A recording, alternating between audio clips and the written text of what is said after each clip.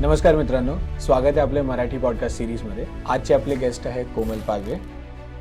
कोमल पालवे म्हणालात तर एक मध्यमवर्गीय कुटुंबातून, म्हणजे एकदम साधं कुटुंब जिथे फक्त शिस्त, अभ्यास आणि फक्त एक छोटंसं असं म्हणजे स्वप्न की काहीतरी आपलं स्वतःचं करायचं. You are a female founder एका पेट्रियार्कल स्टार्टॲप इकोसिस्टममध्ये. सॅड टू से बट आहे तसं.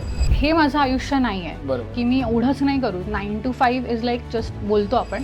As a business point of view Correct. विचारायचं म्हटलं सो D2C हा एक खूप मोठा, म्हणजे त्याचे खूप ब्रँड्स आता त्याच्यामध्ये येत आहेत आणि one of the highest brand entering sector is skin care. Correct. You need to understand की हा जो गॅप आहे की लावायचं काय आहे, कधी लावायचं आहे आणि माझ्यासाठी काय योग्य आहे हे सांगणारा ब्रँड कोण आहे. करेक्ट. तुमची स्वतःची बहीण ॲज अ को फाउंडर असण्याचा एक्सपिरियन्स कसा आहे? आमचं कधीच असं नव्हतं की आम्ही स्किन केअरला रेस्ट्रिक्टेड राहणार. आमचा मेन मोटिव्ह आहे आम्हाला women health, wellness, okay. Complete pharmaceutical segment ज्याच्यामध्ये आम्हाला पूर्ण एंटर करायचं. नमस्कार मित्रांनो, स्वागत आहे आपल्या मराठी पॉडकास्ट सिरीजमध्ये. आजचे आपले गेस्ट आहेत कोमल पालवे. तो वेलकम मॅम. नमस्कार. येस. तर आपण सुरुवातीपासून सुरू करूयात.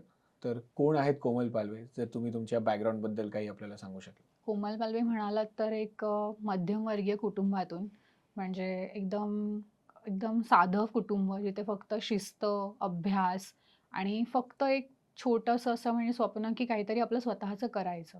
अशा फॅमिली बॅकग्राऊंडमधून आलेली आहे कोमल पालवे. मराठी मीडियममधून शिकलेली आणि स्वतःचं एक मनात एक स्वप्न बाळगलेली की काहीतरी असं मोठं करायचं की ज्याने आई-वडिलांचं नाव खूप म्हणजे असं त्यांना पण असं प्राऊड फील होईल की ही मुलगी आहे, म्हणजे ही माझी मुलगी आहे आणि Right. त्यांना सांगावंसं वाटेल की अशी एक कोमल पालवे आहे.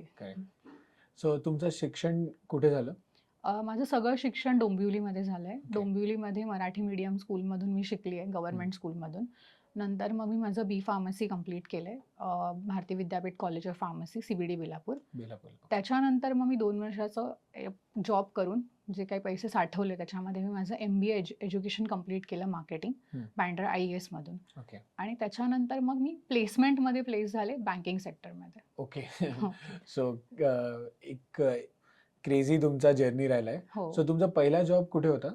मी ॲक्च्युली ॲस्ट्राझेनेका फार्मा इंडियामध्ये ॲज अ मार्केटिंग रिप्रेझेंटेटिव्ह, ज्याला Okay. मेडिकल रिप्रेझेंटेटिव्ह बोलतात, की Right. ज्याच्यामध्ये तुम्हाला डॉक्टरांना जाऊन तुमचे प्रॉडक्ट सॅम्पल्स जे तुम्हाला असतात, प्रॉडक्ट्स तुम्हाला कंपनीचे तुम्हाला मार्केट करावे लागतात. Right. सो फॉर्च्युनेटली मी अशा सेगमेंटमध्ये होते जिथे डॉक्टरला इंटरव्हेन्शनल कार्डिओलॉजिस्ट जे असतात, जे तुमचे ओपन हार्ट सर्जरीज वगैरे करतात, त्या डॉक्टरना, त्या स्पेशलिस्टना भेटायचा माझा जॉब होता. Right. तर त्या मुमेंटला मी अशा डॉक्टर्सना भेटून माझं ॲक्च्युली असं समजलं की मला एक असं पण एक नवीन जग आहे जिथे असे डॉक्टर्स आहेत जे म्हणजे एक प्रकारचं वरदान आहेत पेशंट्सना. सो अशा सेगमेंटमध्ये मी त्या सुरुवातीला जॉब केला होता. राईट. आणि तुम्ही म्हणालात तुमच्या MBA नंतर you are into banking sector Correct. म्हणून. तर मग बँकिंग सेक्टर इतका स्टेबल करिअर पाथ मानला जातो इंडियामध्ये, बरोबर. मेनली महाराष्ट्र, मुंबई, पुणे या Correct. भागामध्ये. हं. तर ते सोडून तुम्हाला हे उद्योग आणि एंटरप्रेन्योरशिपमध्ये घुसण्याची इच्छा का झाली? ॲक्च्युली मी लहानपणापासून पाहिलं होतं की म्हणजे असं बाबांची सॅलरी यायची. म्हणजे महिन्याची सॅलरी आली की 30 तारीख झाली की परत 1 तारखेची वाट बघायची की आता सॅलरी येईल आणि मग परत आपलं एक स्वप्न की आता हे एवढे खर्च करायचा, एवढे वाचवायचं, तेवढं करायचं आहे. म्हणजे चादर लिमिटेड असते. करेक्ट. आणि असं नाही की उद्योगामध्ये चादर लिमिटेड नसते, बट एक असतं की काहीतरी वेगळं करायचं आहे. पण काय वेगळं करू शकतो? कारण का घरात सगळेच नोकरी-धंदे आणि आमच्या घरी असं म्हणजे असतं की एक नोकरी असली पाहिजे, एक स्वतःचं घर असलं पाहिजे आणि मुलगी त्यांच्याच घरात जायची ज्यांना स्वतःचं घर आहे मुंबईमध्ये. हे एक टिपिकल मराठी फॅमिली आहे. बरोबर. सो अशा ह्याच्यातून जेव्हा आपण म्हणतो की काहीतरी वेगळं करायचं आहे, की का करायचं आहे? मग ते जेव्हा पाहिलं मी कॉर्पोरेटमध्ये, की कॉर्पोरेट पण तेच झालं एक प्रकारचं, की मी जॉब करतेय, माझे एक लिमिटेशन आहे सॅलरीचं. आज मला एवढी सॅलरी मिळते. But I am not aware की ती उद्या आहे की नाही आहे. Because private job is private ultimately. Correct. So you are not aware की किती इन्स्टेबिलिटी पुढे येऊ शकते. Because as you are also aware right now AI. Right. AI तुम्ही किती शिकताय ते तुम्हाला माहिती आहे. ज्यांनी नाही शिकलं ते लोकं already out of the league झालेले आहेत.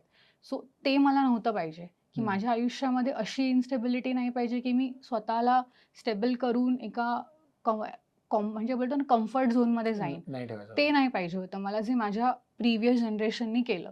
राईट. ते मला थोडंसं आउटबाउंड करायचं होतं. राईट. हां. आत्ताच्या जनरेशनमध्ये असे खूप यंग एंटरप्रेन्योर्स सेम थॉट प्रोसेसनी येत आहेत. बरोबर. सो तुम्ही तुमची एंटरप्रेन्योर जर्नी सुरू करायच्या आधी असा कुठला मार्केट सेगमेंट आयडेंटिफाय केला initially? Okay. So entrepreneur journey म्हणजे असं आपण खूप असं त्याला एंटरप्रेन्योर असा खूप मोठा एक शब्द देतो. उद्योजक. हां. हां. तर असं म्हणजे कधी असा विचार नाही केला, की मला एंटरप्रेन्योर व्हायचंय. आय वॉज लाइक की काहीतरी डिफरंट करायचंय. करेक्ट. म्हणजे हे माझं आयुष्य नाहीये, बरोबर. की मी एवढंच नाही करू. 9 to 5 इज लाइक जस्ट बोलतो आपण. हां. ते 9 to 9 आणि 9 to 12 असतं कॉर्पोरेटमध्ये. 996 चा एक कॉन्सेप्ट आहे येस, आता. येस. सो ते आम्ही ऑलरेडी पाहिलेलं आहे आणि कॉर्पोरेट वॉज लाइक की आता मला असं छान वाटतंय, की माझा जॉब पण खूप स्टेबल होता. राईट. बँकिंगमध्ये होते. Every kind of facility I used to hmm. Get. But असं वाटायचं, की व्हॉट इफ म्हणजे मी थोडीशी ऑप्टिमिस्टिकच्या बरोबर पेसिमिस्टिक दोन्ही विचार करते, की जर मी उद्या हे नसेल, तर माझं आयुष्य कसं असू शकतं? मग त्याच्यासाठी माझ्याकडे काय ऑप्शन्स आहेत? हे विचार करून मी ह्या मार्गाला लागले आणि एंटरप्रेन्योर नाही व्हायचं होतं ॲक्चुअली.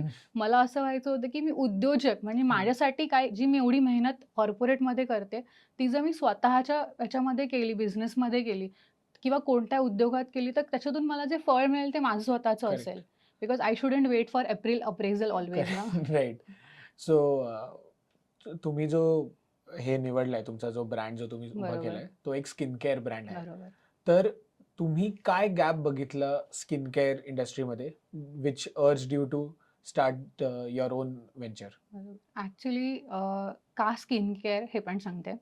आम्ही बिफोर दिस म्हणजे हे प्रॉडक्ट किंवा हे बिझनेस मार्केटमध्ये आणायच्या आधी आमचं जे मेन कोर आहे, ब्रँडचं जे कोर आहे दॅट इज अ कंपनी, ती फक्त आम्ही स्किन केअरपुरती लिमिटेड नाही ठेवली आहे. ओके. स्किन केअर का? Because of understanding the market analysis. जेव्हा पण आपण कोणत्याही बिझनेसमध्ये उतरतो, सगळ्यात इम्पॉर्टंट आहे की तुम्हाला बिझनेसचं कळलं पाहिजे की कोणत्या सेगमेंटमध्ये जायचं आहे. राईट. सो करंटली जर तुम्ही बघितलं इंडियामध्ये, करंटली इंडियाचं जे स्किन केअर मार्केट आहे दॅट इज 22,000 करोड्स इन 2025. ठीक आहे.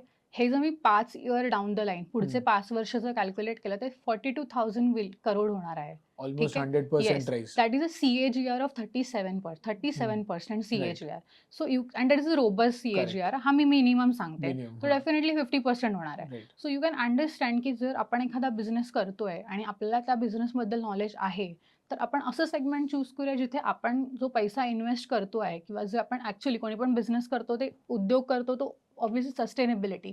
सो अशा सेगमेंटमध्ये जाऊया जिथे आपल्याला ग्रो करता येईल, जिथे अपॉर्च्युनिटीज आहेत आणि जिथे आपल्या काहीतरी इनबिल्ड क्वालिटीजचा काहीतरी समाजाला पण उपयोग होईल. करेक्ट. सो म्हणून स्किन केअर.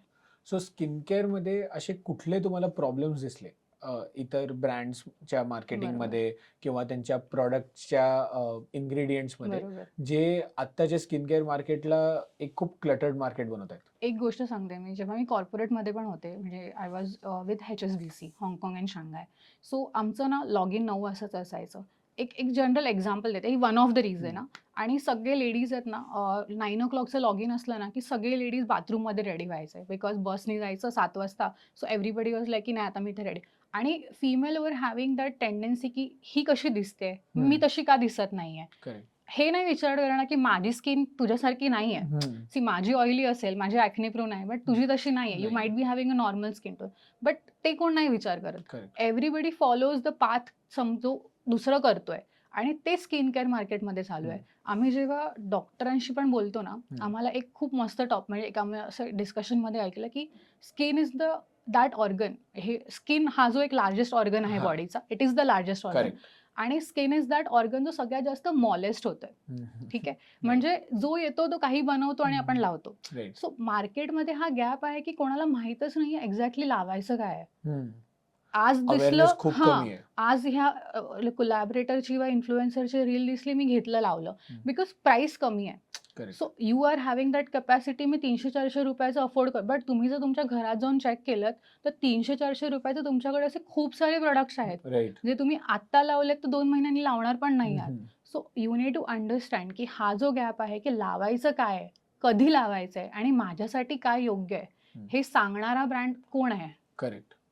म्हणून हा मार्केट गॅप खूप मोठा आहे. येस. पण एक as a business point of view विचारायचं म्हटलं सो D2C हा एक खूप मोठा म्हणजे त्याचे खूप ब्रँड्स आता त्याच्यामध्ये येत आहेत आणि one of the highest brand entering sector is skin care correct after FMCG, Correct. Food F&B नंतर. करेक्ट तर मग असा एक क्लटर्ड ऑनलाईन प्रेझेन्स असलेल्या एका सेगमेंट सेक्टरमध्ये घुसण्यासाठी काय म्हणजे what was your thought process behind that, or did it matter to you or not? No actually it mattered. See when you are in the business, तुम्ही एका समुद्रात उडी मारताय, करेक्ट. तुम्ही असं नाही म्हणू शकत की इथे वेल आहे तर मी इथे नाही जाणार, इथे शार्क आहे तर मी इथे नाही जाणार. You have to be there in the Correct. Market. So market analysis करूनच आम्ही तिथे गेलोय. हम्म. आणि का जायचं अशा क्लटर मार्केटमध्ये, की असं नाही की सगळंच क्लटर आहे. There are some players those who are playing with the quality. Right. आणि एक अल्टिमेटली एक गोष्ट एक्झाम्पल देते. तुम्हाला एखाद्या स्किनला काही प्रॉब्लेम झाला, एकदम काही लावणार बाहेरचं बघून बघून, अल्टिमेटली शेवटी डॉक्टरकडेच जातो ना आपण. करेक्ट. डॉक्टरच बरं करणार आहे. Yes. सो आमचा ब्रँड हा डर्मॅटॉलॉजिस्ट फोकस ब्रँड आहे. ओके. आम्ही 1500+ डर्मॅट्स अक्रॉस अच्छा. इंडिया ह्यांना इंटरव्ह्यू करून ओके. एक्झॅक्टली काय इन्साइट्स आहेत, कस्टमर म्हणताऐवजी पेशंट जेव्हा डॉक्टरशी बोलतो, डॉक्टरचे इन्साइट्स घेऊन बनवलेला ब्रँड आहे. ओके. असं नाही की मी बघितलं आज आणि हा ब्रँडने हे बनवलं तर मी ते बनवते. नाही, हा ब्रँड असा बनलाय की तुमचं डॉक्टर जे बोलताय, डॉक्टरला तुम्हाला जे द्यायचं आहे. आता आम्ही प्रिस्क्रिप्शन नाही प्रोडक्ट सेल करू शकत D2C मार्केटमध्ये. आमचं ट्रेड फायनान्सचा एक B2B सेगमेंट वेगळा आहे. प्लस जे D2C मध्ये आहे that is a OTC brand marketing. OTC product जे ओव्हर द काउंटर तुम्ही घेऊ शकता, Correct. ऑनलाईन घेऊ शकता. ऑनलाईन का? कारण का आम्हाला तेवढं एक पॅन इंडियाचा एक आम्हाला काय म्हणतो तो मार्केटचा एक आम्हाला कव्हरेज मिळतं. So that is the best option what we think की D2C कुड बी अ बेटर ऑप्शन. आणि माझं पण मार्केटिंगचं बॅकग्राऊंड असल्यामुळे आय वॉज थिंकिंग की ठीक आहे, ते that could be a one off, because longer the रनसाठी आपल्याला ऑनलाईन येणं खूप इम्पॉर्टंट आहे. ऑफलाईनमध्ये तुम्ही असणार, but online is is the future. Yeah. कारण की कस्टमरला ऑनलाईन घरी बसल्या त्याला बरोबर. तुमची इन्फॉर्मेशन मिळते, त्यांना तुमच्या वेबसाईटवरनं Correct. शॉपिंगचा एक्सपिरियन्स मिळतोय, Correct. राईट, तर कॅटलॉग वगैरे बघून आणि त्यांना घर बसल्या ऑर्डर मिळते within 2 to 3 Yes. days. I think कस्टमरसाठी तो कन्व्हिनियन्स पॉईंट कधी आणि जाणार नाहीये, Correct. आणि फ्युचरमध्ये हे तर नक्कीच राहणार आणि आहे. कस्टमरसाठी पण बेटर आहे की आम्ही डिरेक्टली कस्टमरशी कोऑर्डिनेटेड आहे. Correct. So if customer is facing an issue they could directly reach out to us. Yes. So एकदम रिअलिस्टिक रिॲक्शन आणि रिव्ह्यूज आम्हाला मिळतात. ओके. सो तुमच्या ब्रँडचं नाव ओमाबे आहे, बरोबर. आणि तो ॲज आपण डिस्कस केलं एक स्किन केअर ब्रँड आहे. हम्म. तर Omabe, what is the thought behind Omabe, म्हणजे ते नाव का पहिल्यांदा, आणि त्याची मागची ब्रँड फिलॉसॉफी काय आहे तुमची? जसं मी ऑलरेडी मेन्शन केलं तुम्हाला की ओमाबे, आता जसं आपण म्हणतो की आम्हाला क्वालिटी आणायची होती, सायन्स बोलायचं होतं, सायन्स द्यायचं होतं कस्टमरला. तर ना एक ब्रँड आहे, एक डॉक्टर आहेत, सिरियन अमेरिकन डर्मॅटॉलॉजिस्ट आहेत इन US, झेन ओबाजी. त्यांचा ब्रँड आहे तो त्यांनी 2007 मध्ये लॉन्च केला आहे. त्या ब्रँडचं माझ्याकडे बेंचमार्क आहे माझ्या माइंडमध्ये. का? तर कारण का तुम्ही कोणत्याही एकदम प्रीमियम लोकेशन डर्मॅटॉलॉजिस्टकडे गेलात फॉर एनी स्किन ट्रीटमेंट, तुम्ही सेलिब्रिटी डर्मॅटकडे जा, कोणाकडेही जा, झेनओ स्किन हेल्थ हा जो ब्रँड आहे हा बेंचमार्क आहे सायन्स बेस्ड स्किन केअरचा. ओके. त्यांची क्वालिटी, त्यांची premiumness, everything you can see. They are selling the moisturiser at the rate of 20,000 rupees. Okay. And that has been sold in Mumbai, India also. इंडियामध्ये ते sale होतं आणि लोक घेतात. ठीक आहे. So it is not like की लोक नाही घेत, मार्केट नाही. Yes, but that has been through a doctor. आणि डॉक्टर आणि OTC मध्ये पण आहे. सो द थिंग इज की असं सेगमेंट आहे जे आम्ही बेंचमार्क ठेवलंय, आणि आमच्यासाठी लोकांना क्वालिटी देणं खूप इम्पॉर्टंट आहे. आणि त्याच्यातून जो झेन ओबाजी, म्हणजे माझं होतं की काहीतरी मला ओ पासून हवंय, तो I don't want to mimic someone. तर ओबाजीचा आम्ही ओ घेतला, आणि आम्हाला असं होतं की काहीतरी आपलं एक 2 जनरेशनच्या मधला गॅप फील करूयात, जेनझी आणि मिलेनियल. सो आम्ही BAE लावलं. बट व्हॉट इज मा? सो आपल्याला माहिती आहे की जेव्हा आपण कधी पण कोणत्या शब्दाचा उच्चार करतो, कधी पण म्हणतात की ओम इज द फर्स्ट वर्ड, की म्हणजे आपण म्हणतो की ओम सगळ्या जगाची म्हणजे आयुष्याची किंवा विश्वाची सुरुवात ही ओमाने, फंडामेंटल साऊंड येतो, ओम आहे, ओम. सो म्हणून ओम पहिला आहे, मग शक्ती येते, नंतर मा येतो, ओम मा, आणि मग बे येतं, because before anyone else. So त्याच्यामध्ये आम्ही स्त्री, आणि जी स्त्री शक्ती आहे आणि जी पुरुष शक्ती म्हणतो आपण त्याला, त्या दोघांचा, म्हणजे हा ब्रँड असा काही फक्त विमेन सेंट्रिक किंवा मेन सेंट्रिक नाहीये, दिस इज सायन्स सेंट्रिक. ओके. आणि त्याचं बेंचमार्क आम्ही झेनो स्किन हेल्थ ठेवलंय. खूप इंटरेस्टिंग नेमिंग जर्नी, आणि खूप इंटरेस्टिंग टेक आहे on the key women centric नाहीये, मेल सेंट्रिक नाही, बट इट्स सायन्स कारण सेंट्रिक. का स्किन सगळ्यांकडेच आहे ना. करेक्ट. माझ्याकडे पण आहे, विमेन आहे, मेल दोघांकडे पण आहे आणि आपल्याला हेल्थ सगळ्यांनाच इम्पॉर्टंट आहे. Correct. बिकॉज ते असं मेकअप सारखं मेकअप आणि स्किन केअरला मिक्स करून नाही मिक्स नाही चालणार. करून चालू शकत. सो तुमच्या ब्रँडचं जे डिफरन्शिएशन आहे, जे तुम्ही सांगितलं ते सायन्स बॅक्ड आहे. तर तुम्ही काय प्रॅक्टिसेस आणि काय तुमच्या मॅन्युफॅक्चरिंग प्रोसेसमध्ये वापरता to make sure that this is science backed? What are the different things you are doing from these well known well established brands in the market? I tell you one thing. जेव्हा तुम्ही कोणते पण मार्केटमध्ये brands open एक random तुम्ही research करा गुगलवर की काय आहे. यू विल फाइंड की तुम्हाला दिसेल की सगळ्या ब्रँड्समध्ये ऑलमोस्ट सगळं सेमच दिसतंय. हां. बट तुम्ही आमचा ब्रँड ओपन कराल आणि चेक कराल तर हे इन्ग्रेडियंट्स वेगळेच आहेत. हो. जे ॲक्च्युअली आम्हाला डॉक्टरकडून कळले. कळेल. ते बाकीच्या मार्केटमध्ये त्यांना नाही काय. कारण का कसं आहे बघा, आता D2C मार्केटचा फंडा काय? बनवा, विका आणि पळून जा. बनवून घ्या, बनवून घ्या, लेबल लावा आणि पळून जा. बरोबर. Correct. Because valuation based game आहे. 5 इयर्सचा D2C गेम आहे. 5 इयर्स तुम्ही राहायचं आणि तुम्ही निघून जा. मी असं एक इंटरेस्टिंग पॉईंट म्हटलं, sorry to break no you, no no you tell me. की इंडियामध्ये देर आर मेजरली फक्त 10 कॉन्ट्रॅक्ट मॅन्युफॅक्चरर्स आहेत जे हे मेजर ब्रँड्ससाठी, मी नाव नाही घेणार, बट मेजर ब्रँडसाठीच मॅन्युफॅक्चर करतात आणि हे सगळे लोक त्यांच्याकडनंच भरून घेतात आणि R&D वगैरे this is all with the manufacturer सोबतच आहे. हे बरोबर. This is all white labelling आणि selling to the customer. I tell you याच्यामध्ये पण एक ॲड ऑन पॉइंट. तुम्ही त्यांच्याकडून डिमांड पण करू शकता Correct. मॅन्युफॅक्चररकडून की आम्हाला हे बनवून द्या. हां. बट मॅन्युफॅक्चररचा दोष नाही आहे, हा मार्केटिंग कंपनीचा दोष आहे. बिकॉज तुम्ही फाइंड आउट केलंय की हे ए कंपनीला ही स्ट्रॅटेजी चालली आहे ना, तर मी फक्त बी अजून थोडंसं काहीतरी ऍड करतो आणि हे Right. मी विकतो. करेक्ट. मार्केट चाललंच आहे ना, हां. ट्रेंड चालूच आहे, तर मी पण तेच करतो. नेहमी नंबर 2 जास्त Yes. पैसे कमवून जातो. येस, बिकॉज लोकांना नवीन नाही पाहिजे. Correct. लोकांना जे ऑलरेडी चाललंय त्याच्यामधून इमिडिएट पैसा हवाय. आणि स्वस्त हवंय. Yes, स्वस्त हवंय. आता तुम्ही मला सांगा, सनस्क्रीन तुम्ही घेता 300 to 400 मध्ये जर सनस्क्रीन विकतायत, का सनस्क्रीन 300? का अदर ब्रँड्स जे एकदम इंटरनॅशनल ब्रँड्स आहेत ते 1400 आणि 1500 मध्ये का बनवतायत? Because they standards are different. Correct. I am not like, मी तुम्हाला इंटरनॅशनल ब्रँडचं एक्झाम्पल देत नाही किंवा असं सांगत नाही की तुम्ही ते वापरा. असे पण इंडियन ब्रँड्स आहेत जे मार्केटमध्ये डॉक्टरच्या अंडर तुम्ही बघाल की डॉक्टरकडे तुम्ही गेला तर तुम्हाला वेगळाच ब्रँड मिळेल. करेक्ट. D2C मधला मिळणारच नाही. बिकॉज डॉक्टरला त्याची क्वालिटी माहिती. करेक्ट. डॉक्टर तुम्हाला क्वालिटीज देणार. त्यांना पण हवंय की पेशंट बरा होऊन परत माझ्याकडे पण यायला Right. पाहिजे. बिकॉज वर्ड ऑफ माउथ असतं. करेक्ट. इथे काय, हे आज दिसणार, उद्या तुम्हाला दिसणारच नाही, तिसरंच काहीतरी ब्रँड येणार. सो हे जे व्हाईट लेबलिंगचा गेम, हा ऍक्च्युली मार्केटिंग कंपनीजने सेट केलेला गेम आहे. राईट. तो ऍक्च्युली आपल्याला समजून घ्यायला पाहिजे. समजून ब्रेक करणं पाहिजे हे सायकल. येस, कारण की मार्केटिंग ही एक फिनॉमिना आहे लोकांपर्यंत त्यांना कन्व्हिन्स करायची विकत घ्यायला, पण त्यांना वापरून ऍक्च्युली रिझल्ट देण्याचं Correct. जे काम आहे ते ऍक्च्युअल प्रोडक्ट करणार आहे येस. हे कन्झ्युमर्सला कळणं खूप गरजेचं आहे. आम्हाला मॅन्युफॅक्चरर कडून असा पण फीडबॅक मिळतो की तुम्ही कशाला एवढं डेव्हलपमेंट करताय किंवा तुम्ही काय एवढा विचार करताय. हे काय, हे ऑलरेडी आमच्याकडे ABCD आहे, हां. त्याच्यामध्ये D टाका आणि तुम्ही विका. ऑलरेडी हे विकतातच आहे ना, तुम्ही पण Right. विका, काय फरक पडणार आहे. सो आम्हाला ते करायचंच नाहीये. बिकॉज तेच केलं तर त्यांच्यात आणि आमच्यात फरकच काय राहील. फरकच काय राहिला. करेक्ट. सो ओमावेच्या अंडर काय, what is the range of products, म्हणजे किती प्रोडक्ट्स आहेत? सध्या आम्ही लॉन्च केलं आहे 1 product. Okay. Only 1 product. Okay. Only 1 because that is the 1 product जे तुम्हाला फक्त रात्री झोपायच्या आधी 1 मिनिट स्किनवर लावायचं आहे. ओके. हे खूप इंटरेस्टिंग आहे. थोडंसं हां. अजून ह्याच्याबद्दल एक्सप्लेन करा. आय टेल यू, कॉर्पोरेटमध्ये असताना बिलकुल टाइम नाही मिळत. तुम्ही हम्म. कुठेही जा, तुम्ही एक नवीन मम्मा आहात, कोणी आहात, आफ्टर 25 तुमच्या स्किनचं जे कोलॅजन असतं ते 1% डाऊन व्हायला लागतं. दॅट इज अ डर्मॅटॉलॉजिस्ट, त्यांची रिसर्च आहे, राईट. निल्सनचं रिसर्च आहे. You start losing your collagen.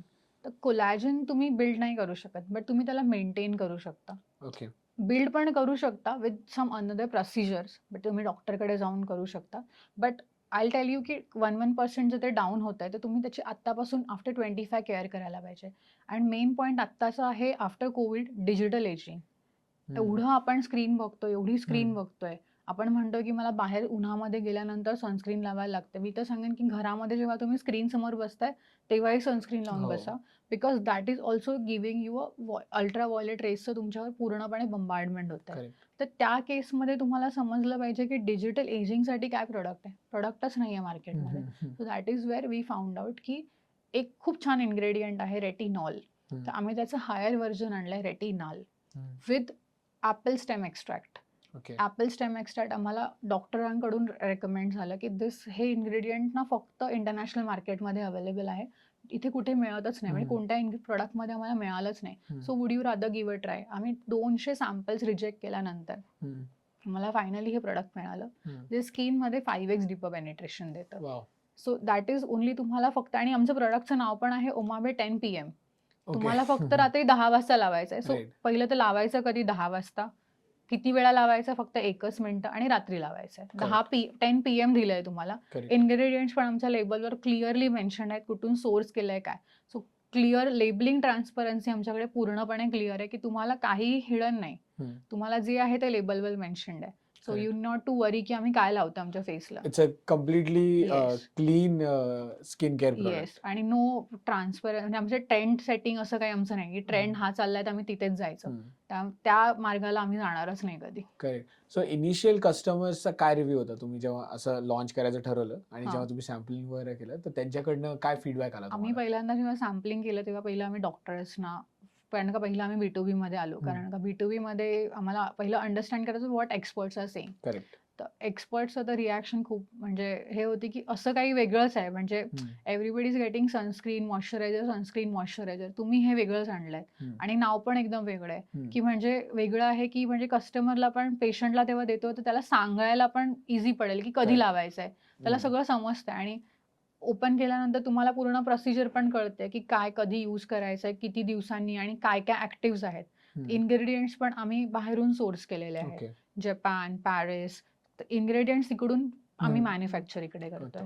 So जे आपण म्हणतो ना की कोरियन स्किन केअरचं एक फॅड लोकांना आलंय, तर त्यांच्यासाठी तर मी सांगेन की जेव्हा आपली स्किन पूर्ण खराब होईल तेव्हा तुम्हाला व्यवस्थित करण्यासाठी स्किन सायन्स बेस्ड जे स्किन केअर आहे ते तुम्हाला ओमाबेकडेच मिळून जाईल. ओके. सो सध्या ओमाबे जो तुमचा ब्रँड आहे त्याचं आता तुम्ही इन द फ्युचर ह्याची विजन काय बघताय तुम्ही इन द नेक्स्ट आमचं let's say main 10-20 years? Correct. Where do you see Omabe going? आमचं actually main core company Zyoma India. Okay. Omabe आमचा ब्रँड आहे, ओके. आणि आमचं कधीच असं नव्हतं की आम्ही स्किन केअरला रेस्ट्रिक्टेड राहणार. आमचं मेन मोटिव्ह आहे आम्हाला women health, wellness, okay. Complete pharmaceutical segment, ज्याच्यामध्ये आम्हाला पूर्ण एंटर करायचं आहे, आणि तेच आमचं मेन विजन आहे 5 years 10 years down the line. आणि you would see after 20 years might be we will be a global partner also. Definitely you are on the right track. नक्कीच 20 वर्षामध्ये I am guessing less than 10 years मध्येच I हे hope so, नक्कीच fingers होईल. Crossed. Yes. So आपण पुढच्या सेगमेंटला आता थोडं मूव्ह करूयात. शुअर. सो तुम्ही एक फाउंडर आहात आणि you are a female founder एका पेट्रियार्कल स्टार्टअप इकोसिस्टममध्ये. It's sad to say but आहे तसं. So what has been your experience, तुमचा एक्सपिरियन्स काय राहिलाय आत्तापर्यंत बिईंग फिमेल फाउंडर? म्हणजे एक्सपिरियन्स असं सांगायला म्हणजे तर अजूनही म्हणजे मार्केटमध्ये किंवा कुठेही म्हणा तुम्ही, in terms of vendor also, जेव्हा आपण सांगतो की जसे आम्ही पार्टनर्स आहोत, की जेव्हा आम्ही सांगतो की नाही शी विल टेक द डिसिजन किंवा मी डिसिजन घेईन, तेव्हा मेल ओरिएंटेड किंवा मेल डॉमिनेटेड जी जर्नी म्हणजे लोक असतात, वेंडर्स असतात, त्यांना थोडं डिफिकल्ट होतं की एका लेडीकडून ऐकून घेणं किंवा त्यांचे आदेश मांडणं. थोडं ते आहे, म्हणजे अजून पण पाहिलंय तो सोशल स्टिग्मा आहे अजून हा, पण. तो स्टिग्मा आहे अजून. तर थोडा मला वाटतं अजून काही वर्ष लागतील, की आय डोंट नो किती वर्ष लागतील, बट होतं असं की correct. Okay she is okay, आम्हाला ह्यांचं ऐकायचं आहे का, असं थोडं ते होतं. तर तेव्हा तुम्ही डील कसं करतात या सिच्युएशन सोबत? जेव्हापासून मी कॉर्पोरेट मधून बाहेर आली आहे, मी ठरवलं पण नाही म्हणेल की ignorance is the best policy. की ज्या लोकांना आपण चेंज नाही करू शकत त्यांच्या मागे मी माझी एनर्जी का वेस्ट करू. माझं काम होईल, माझं कंपनीचं काम नाही अडत आहे, तर मला काहीच प्रॉब्लेम नाही आहे ना. ठीक आहे, that is your opinion, I can at least give a try, की एकदा सांगून बघेन, पण after that is all fine. की एकदा तुम्ही बिझनेसमध्ये उतरल्यानंतर असे प्लस मायनस असतातच, आणि अशी लोक भेटतात. आणि आपल्याला त्यांच्या सोबतच काम करून आणि हा. ह्या लोकांमुळेच आपल्याला पुढे म्हणजे जाऊन सक्सेस माझे आहे. एक one of the good business मधले एक फ्रेंड आहेत ज्यांनी मला सांगितलंय की जेव्हा आपण बिझनेस करतो, हम्म, not being a Maharashtrian or someone anyone under the sky, you have to, तुम्हाला तुमच्या जिभेवर साखर हो. आणि डोक्यावर बर्फाची लादी ठेवायची आहे. 100%. आणि हे मी कोणताही डिसिजन घेताना ऍक्च्युली मी किंवा कोणी आम्ही बिझनेस पार्टनर हे पहिल्यांदा ठरवतो की पहिलं माझं रिॲक्शनच्या आधी माझा बिझनेसचा कुठे हॅम्पर नाही होत आहे ना, correct. That is more important. माझा इगो वगैरे सगळं बाजूला, पहिला माझा business. Correct. So as a founder तुम्ही आता स्टार्टअपच्या ह्या जर्नीमध्ये आहात आता बऱ्याच वेळापासून, तर असे काही मिस्टेक्स जे तुम्हाला असं वाटतात की तुम्ही अवॉइड करू शकले असते का? आपल्या व्ह्युअर्समध्ये जे ॲस्पायरिंग उद्योजक आहेत त्यांच्यासाठी एखादं काही मिस्टेक्स जे ते पण अवॉइड करू शकतात इन देअर जर्नी? मी तर एवढंच सांगेन की जितक्या लवकर सुरू करता येईल, म्हणजे जितकं तुम्हाला अजून ज्ञान घेऊन किंवा म्हणू शकेन की जितक्या लवकर तुम्हाला बिझनेस स्टार्ट करता येईल, जर करायचं असेल किंवा एखादी कोणतीही step, not even a business, काही पण तुम्हाला धाडस करून एखादं काही स्टेप घ्यायचे, प्लीज टेक इट. त्याच्यासाठी असं एक योग्य वेळेची वाट नका बघू. योग्य वेळ अशी काहीच नसते आणि ती अचानक येते. बिकॉज मी पण माझा जॉब सोडला 2 जुलैला आणि 31 जुलैला मी माझी कंपनी इनकॉर्पोरेट केली. सो म्हणजे I had taken I think 4 hours to think की आता मी पुढे जॉब करू की मी जे स्वप्न बघितले ते स्टार्ट करू. I hardly took a day आणि आय वेंट टू लॉयर आणि CA की मला हे करायचं आहे.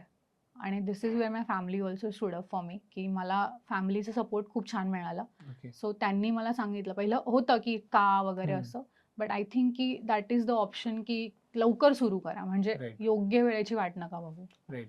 सो एक उद्योजक म्हणून व्हॉट आर म्हणजे सगळ्यात अवघड गोष्टी कुठल्या तुम्ही फेस केल्या जे कोणी तुम्ही बघितलं नाही डिस्कस करतायत मार्केटमध्ये? एक म्हणजे ना, मी पाहिलंय की तुम्ही कोणताही बिझनेस करताय, कोणी वाचवायला येत नाही तुम्हाला. Nobody comes to save you. Right. Nobody.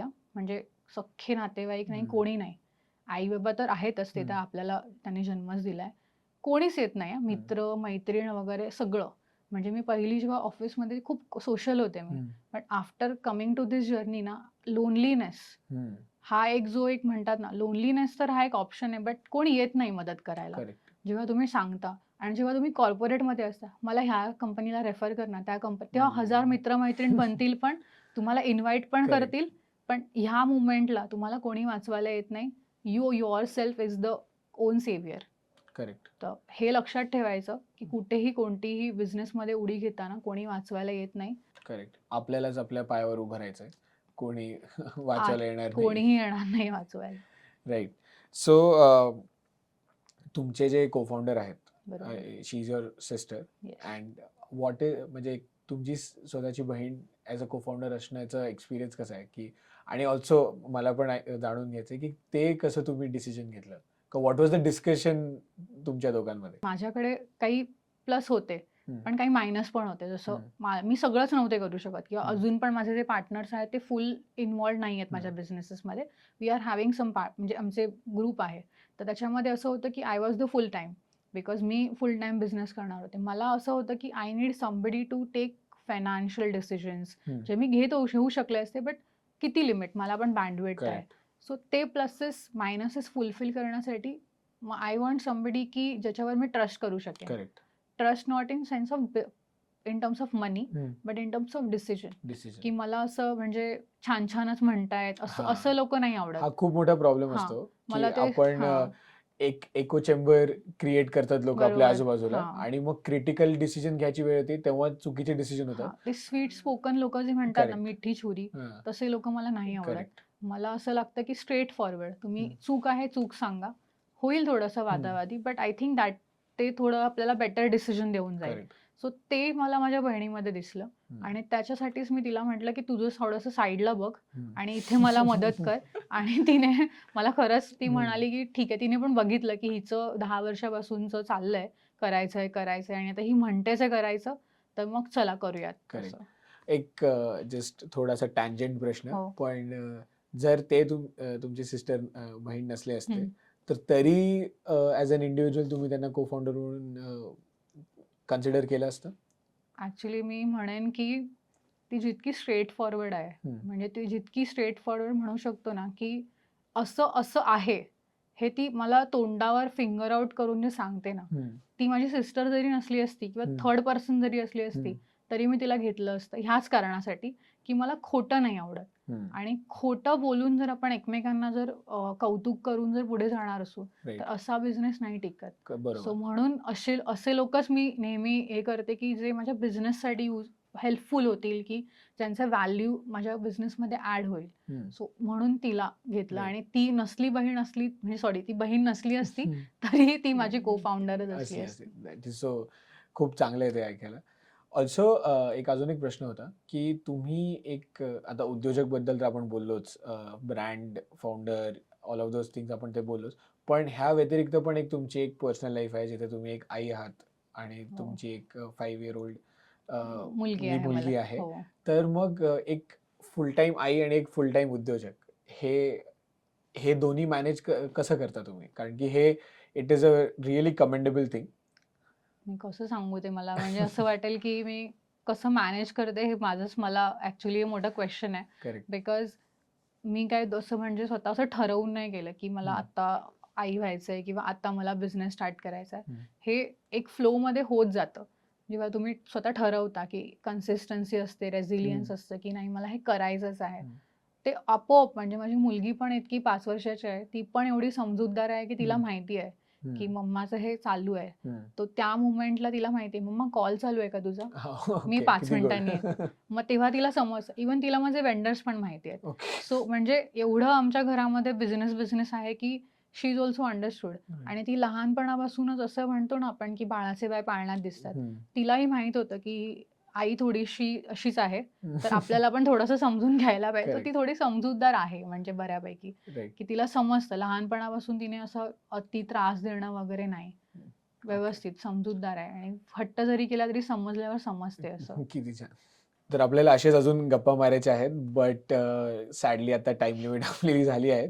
नक्कीच आपण पुढे अजून एकदा तुम्हाला, we will be more than happy to have you as our guest again. So मित्रांनो, जर तुम्हाला हा पॉडकास्ट आवडला तर नक्की लाईक, शेअर अँड सबस्क्राईब करा. कोमल मॅमचे सगळे credentials and also social media links will be there in the description. त्यांच्या ब्रँड ओमाबेला नक्की व्हिजिट करा आणि त्यांचे प्रोडक्ट्स नक्की ट्राय करा. थँक्यू.